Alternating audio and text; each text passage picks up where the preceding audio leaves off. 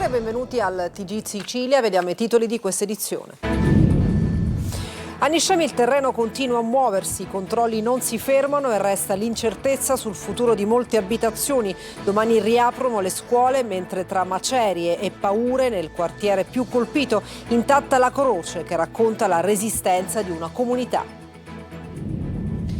L'Etna nella bufera dopo il caos di ieri con le auto bloccate per ora a Piano Provenzana. Anche oggi situazione critica in quota, impianti sciistici aperti e subito chiusi per il forte vento e le nevicate abbondanti. Ancora un mistero la morte dei 3 cacciatori nel Messinese. Dai primi risultati delle autopsie escluse le ipotesi del suicidio e dell'incidente di caccia. Nel siracusano non si ferma la scia di intimidazioni contro i commercianti. Una bomba carta è stata posizionata davanti alla porta di un negozio di elettrodomestici ad Avola. Nella città è il primo caso dopo anni di calma. A Catania un automobilista non si ferma all'ALT, fugge per le strade del centro e investe un poliziotto. La gente ha riportato ferite non gravi. La folle corsa partita dalla centralissima Piazza Europa. Il fuggitivo è stato arrestato. E poi il calcio al provinciale Trapani sconfitto per 1-0 dall'Altamura, decide un gol di Curcio al 37esimo del primo tempo. Dopo la sconfitta di Potenza con il Sorrento, il Catania si interroga sulla differenza di rendimento fra le partite interne e quelle esterne. Il Palermo, grazie alla vittoria di Bari, resta in scia promozione diretta. Rosanero in serie positiva da 10 gare. Sul mercato ore decisive per Ioselli.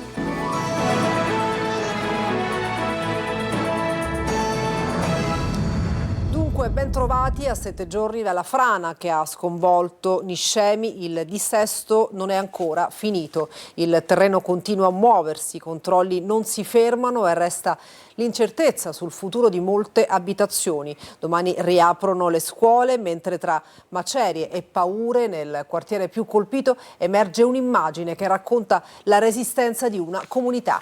Gerry Italia.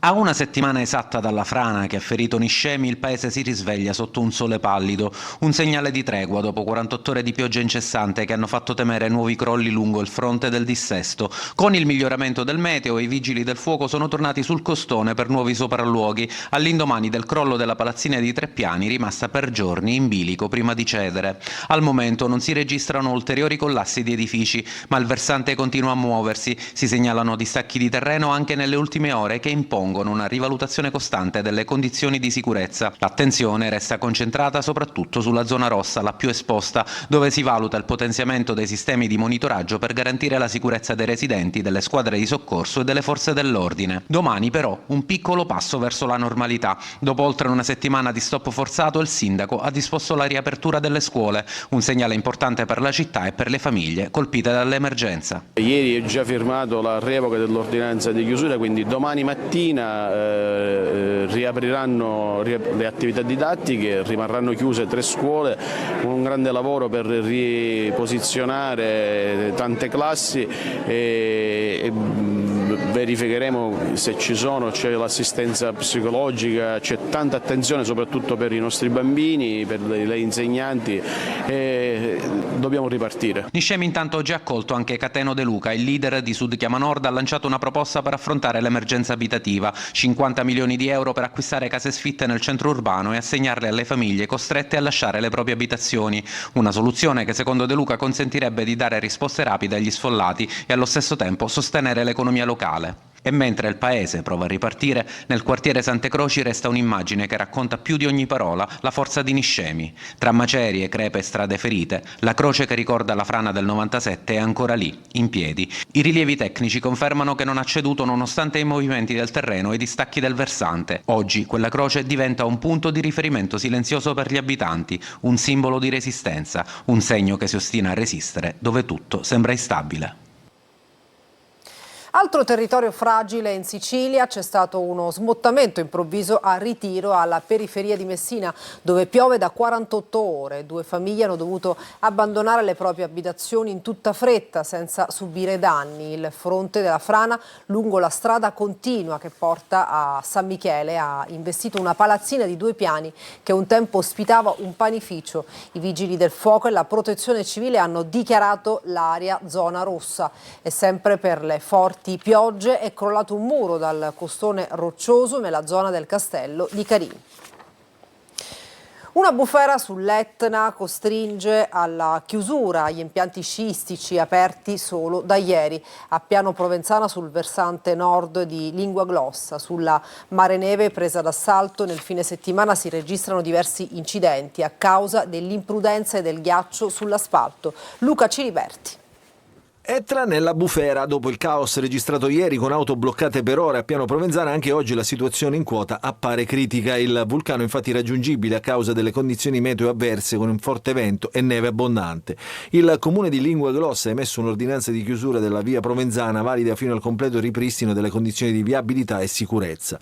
Su Facebook anche la società Etna Star, che gestisce gli impianti, con un post ha avvisato che non è possibile raggiungere la stazione di Piano Provenzana.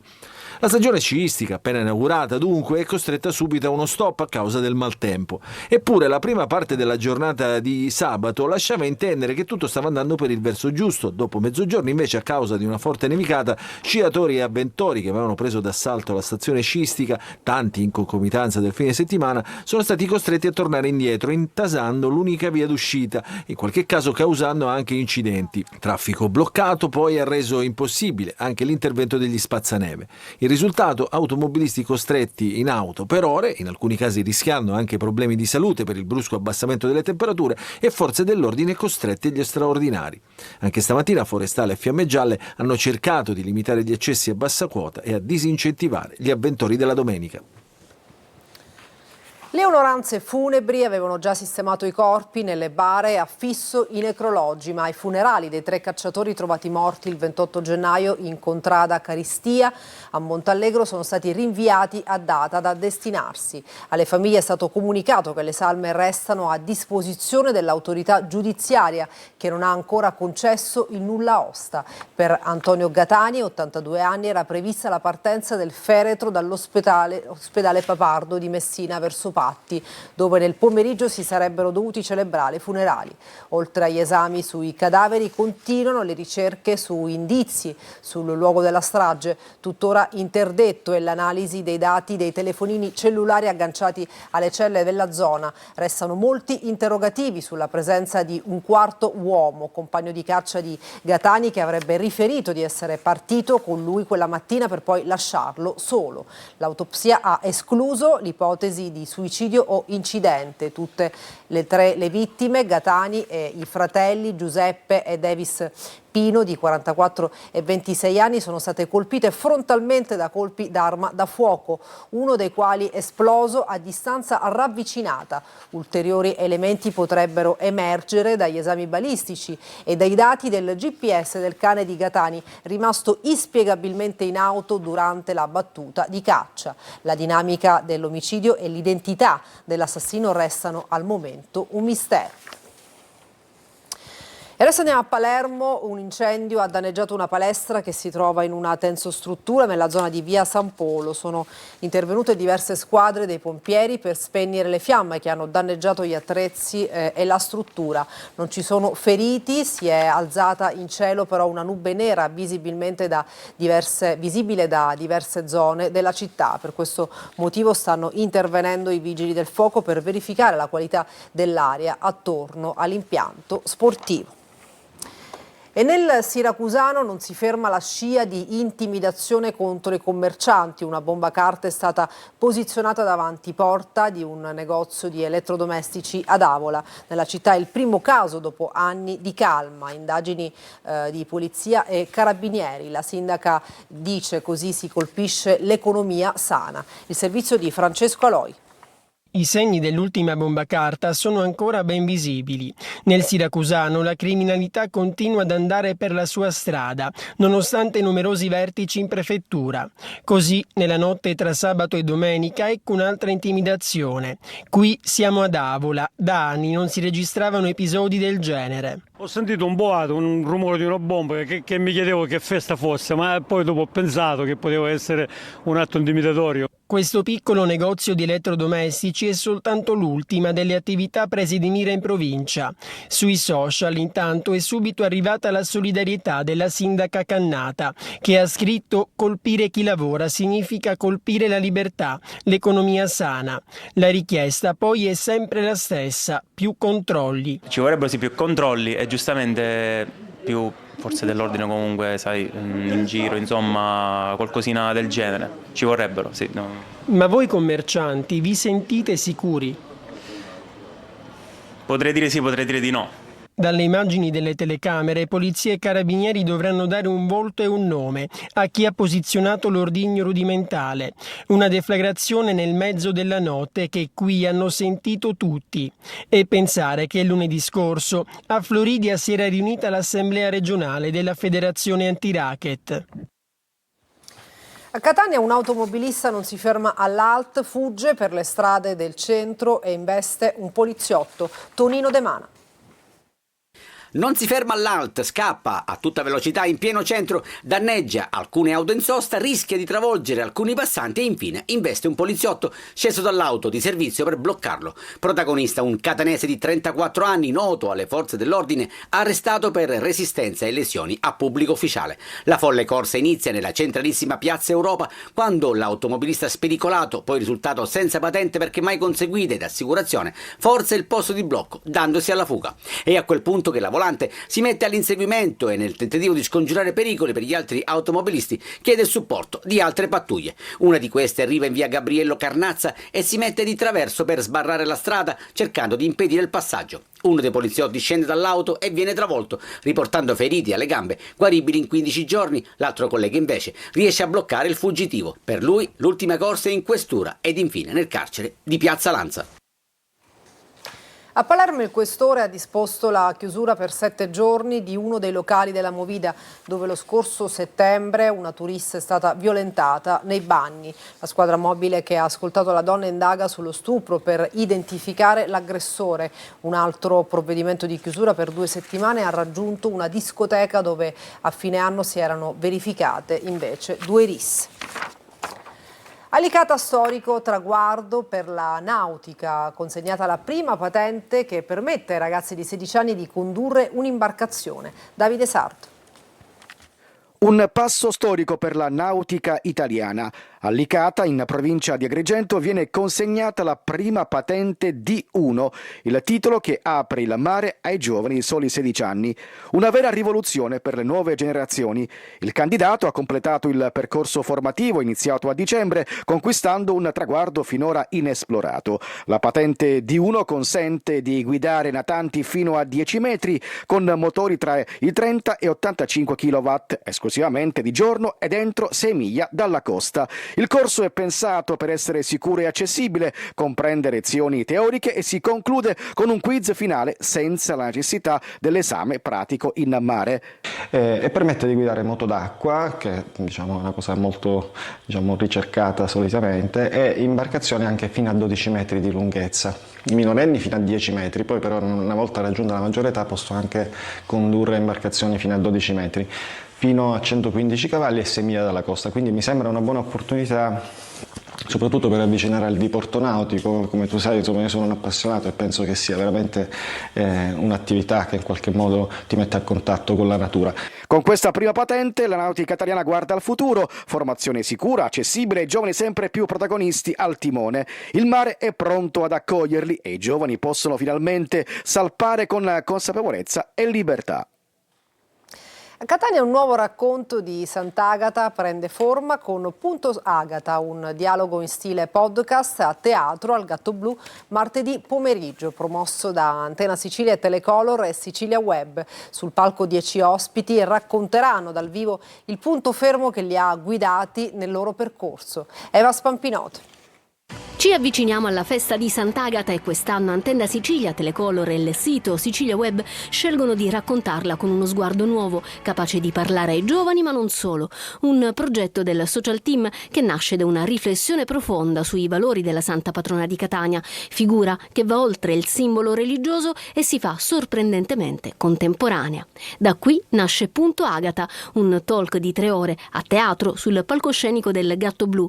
10 ospiti con la formula del podcast dal vivo si alterneranno parlando delle proprie storie con Giovanni Sant'Angelo, accompagnato da Giulia Tipo, per raccontare il loro punto fermo, ciò che li ha guidati lungo il percorso verso l'affermazione. Un confronto che attraversa mondi diversi, dal marketing al business, dalla musica alla fama sui social, per un parterre di ospiti giovani e di successo che esploreranno l'importanza di avere dei punti fermi, come il messaggio di coerenza lasciato da Sant'Agata. L'appuntamento è per il 3 febbraio alle 17 al Gatto Blu. I posti sono limitati, sulle nostre pagine social potrete trovare il link per prenotare i biglietti. La devozione per Sant'Agata è gratuita. Monsignor Barbaro Scionti smentisce categoricamente le voci riguardanti presunti ingressi a pagamento per la partecipazione alle celebrazioni religiose in cattedrale. La preghiera personale, la partecipazione alle messe e i momenti di raccoglimento spirituali sono e rimarranno sempre libere e gratuite. Dunque, nei giorni della festa catanese l'accesso ai fedeli sarà regolato esclusivamente dalle vigenti norme di sicurezza e capienza. La capienza massima sarà di 3.000 persone per la messa dell'Aurora e 2.500 persone per il solenne pontificale. I disabili entreranno allo stesso modo poiché sono state previste apposite rampe. L'uscita dei fedeli avverrà invece poi attraverso la porta laterale della cattedrale. E durante la festa di Sant'Agata il Comune di Catania ha introdotto tariffe taxi agevolate da ogni luogo della città verso il centro storico. Fino al 6 febbraio dalle 10 alle 20 sarà possibile raggiungere le zone degli eventi con una tariffa fissa di 10 euro per 4 passeggeri, più 3 euro per ogni persona aggiuntiva. L'iniziativa mira a ridurre il traffico e sarà riproposta in altri periodi festivi. Adesso una pausa, ritorniamo tra poco con il calcio.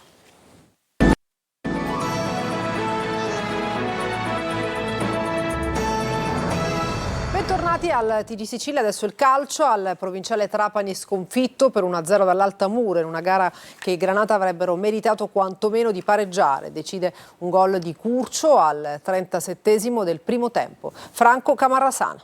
Prima sconfitta stagionale al provinciale per il Trapani, che deve cedere l'intera posta all'Altamura al termine di una partita che i Granata avrebbero meritato quantomeno di pareggiare.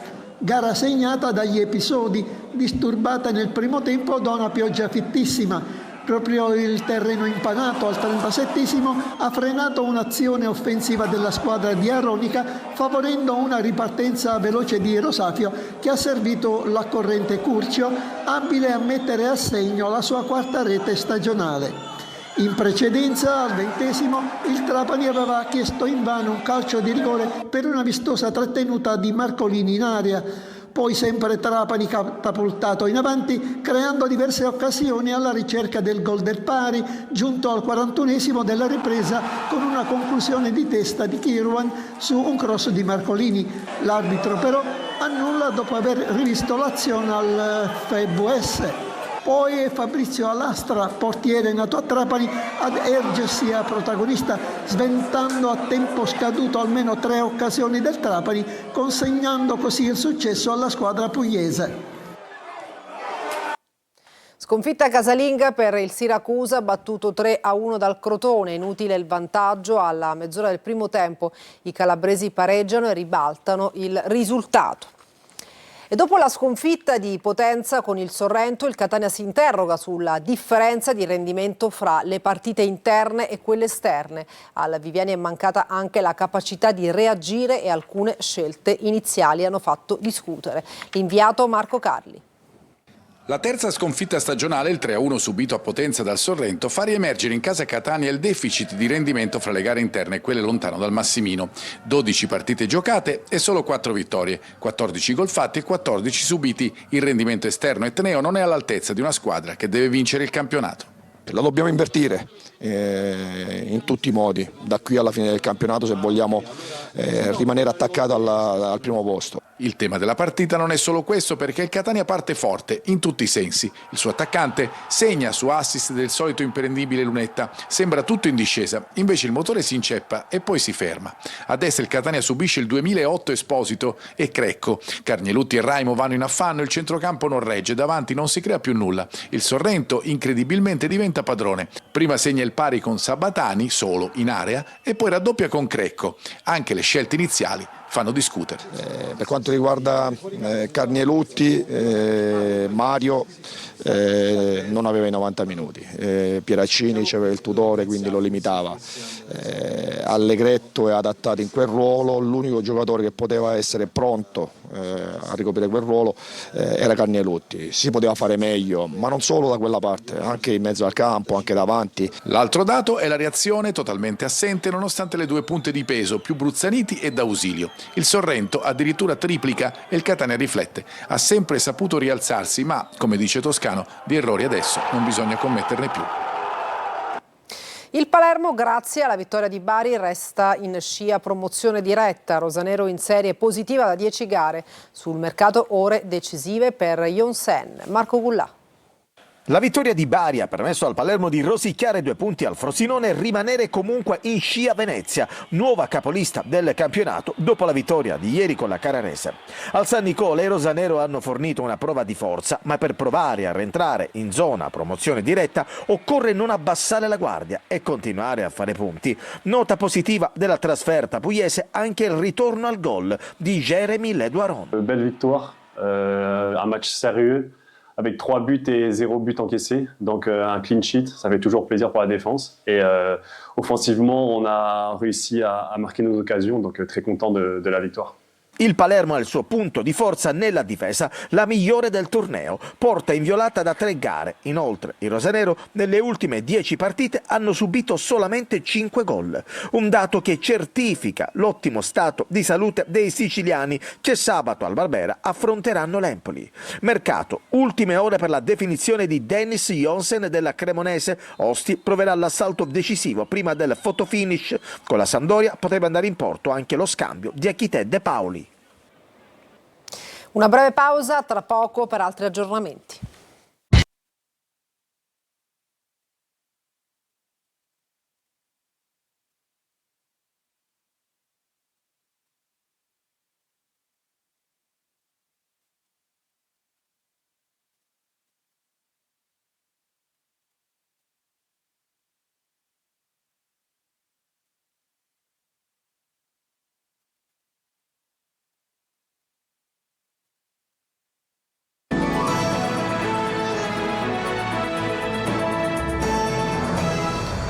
Leggiamo insieme un'ansa, il cadavere di Gregorio Totaro, di 83 anni, scomparso il 23 gennaio a Messina, è stato trovato nei pressi dei binari della linea ferroviaria Messina-Catania, tra le stazioni di Mili e Tremestieri, in una zona impervia, difficile da raggiungere. La famiglia dell'anziano aveva lanciato numerosi appelli pubblici nel tentativo di raccogliere segnalazioni utili, ancora sconosciute le cause della morte dell'uomo. E per questa edizione nessun altro aggiornamento. Grazie per averci seguito e buona serata.